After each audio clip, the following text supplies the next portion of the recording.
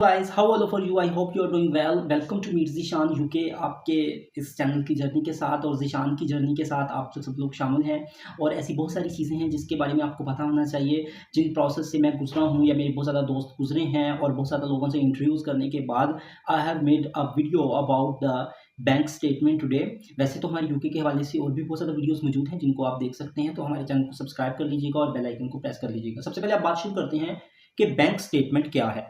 Bank statement का मतलब है यूके स्टडी वीज़ा के लिए आपकी जो रिमेनिंग फ़ी है वो, फॉर एग्ज़ाम्पल अगर आपकी फ़ीस 12,000 पाउंड थी, आपने 6,000 पाउंड जमा करवा दी तो आपकी रिमेनिंग फ़ीस होगी 12,000। उसके बाद फिर आपके आते हैं आपकी total cost for the 9 months, जो कि 9 मंथ की आपकी पर मंथ लिविंग कॉस्ट है वो। ये टोटल दोनों चीज़ों को, लिविंग कॉस्ट और आपकी जो रिमेनिंग फ़ी है, इन दोनों को ऐड करके जो सम अप बनेगा उसका पाकिस्तानी रुपीज़ की कन्वर्जन के हिसाब से आपने एक अपने अकाउंट के अंदर पैसे रखवाने हैं जो कि शो करेंगे कि ये आपकी लिविंग कॉस्ट के लिए और रिमेनिंग फ़ी पे करने के लिए इनफ है। This is called your bank statement, nothing else.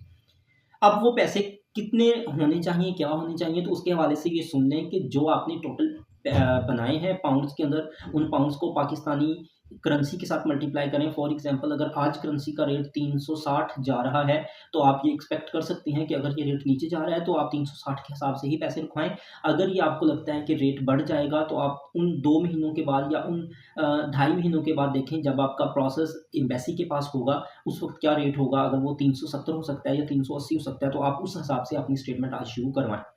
अब बहुत ज़्यादा स्टूडेंट्स के क्वेश्चंस आ रहे होते हैं कि सर क्या बैंक स्टेटमेंट जो है वो हमने 28 डेज़ के बाद पैसे हमने दे दिए हैं, हम बीआरपी करवा ली है, बायोमेट्रिक हो गई है, तो क्या अब हम पैसे निकलवा लें, कैश लेटर इश्यू करवा लिया तो क्या पैसे फंड्स विथड्रॉ करवा लें? तो इन सारी चीज़ों का आंसर जो है वो आपको इस वीडियो के अंदर मिलेगा। सबसे पहले तो आपने जब यूनिवर्सिटी है, सम यूनिवर्सिटीज़ हैं जो कि रिक्वायर नहीं करती हैं बैंक स्टेटमेंट की पीडीएफ या बैंक स्टेटमेंट का जो आपका प्रूफ है वो, लेकिन फिर भी आपको 28 डेज़ की बैंक स्टेटमेंट रिक्वायर्ड होती है for apply your visa in UK embassy.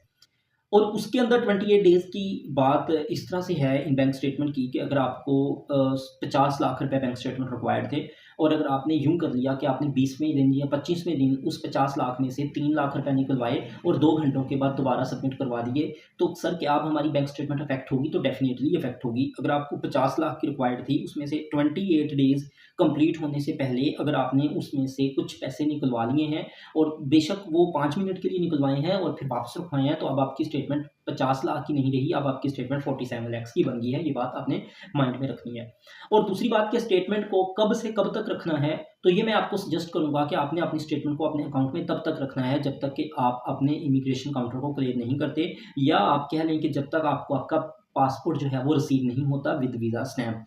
आप पासपोर्ट वीज़ा स्टैम्प होने के बाद जो है वो अपनी रकम को निकलवा सकते हैं, और लेकिन जिस दिन निकलवाएँ उससे थोड़ी देर पहले आप लाज़िमन एक जो है अपना मेंटेनेंस सर्टिफ़िकेट लें मैनेजर से, और अपना एक जो आपका अकाउंट की जो वैल्यू है कि ये अकाउंट में इतने पैसे पड़े हुए हैं, उसका सर्टिफ़िकेट आप लें और आप इमिग्रेशन काउंटर पर ये दिखा सकते हैं कि अब मैंने ये पैसे निकलवा लिए हैं और अब मैं इनको अपने बैंक ट्रांसफ़र में ट्रांसफ़र करवाऊँगा, जो कि मैं यूके में जाकर यूज़ करूँगा। तो this will be your answer, ठीक है?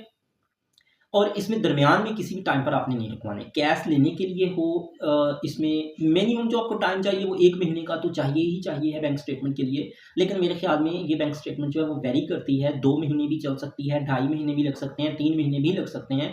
तो आपको ये पैसे जो हैं अपने अकाउंट से थोड़े बहुत भी ऊपर-नीचे नहीं करने। अगर मिसाल के तौर पर आपको 1 करोड़ की स्टेटमेंट चाहिए थी और आपके अकाउंट में 1 करोड़ 20 लाख हैं, तो वो जो 20 लाख हैं आप उनको ऊपर-नीचे कर सकते हैं, 1 करोड़ को आप नहीं छेड़ेंगे।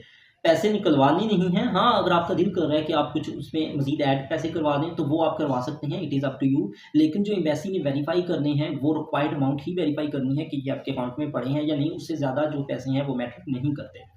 तो ये वो सारी चीज़ें थी जो बैंक स्टेटमेंट के हवाले से बच्चों को बैंक स्टेटमेंट के मैच्योरिटी के हवाले से क्वेश्चंस थे जो कि बच्चे पूछते थे बार-बार। तो मैंने कोशिश किया है कि मैंने उन सारे आंसर्स को सम अप करके एक छोटी-सी वीडियो के अंदर बना दिया है ताकि आप लोगों के लिए हेल्पफुल रहे।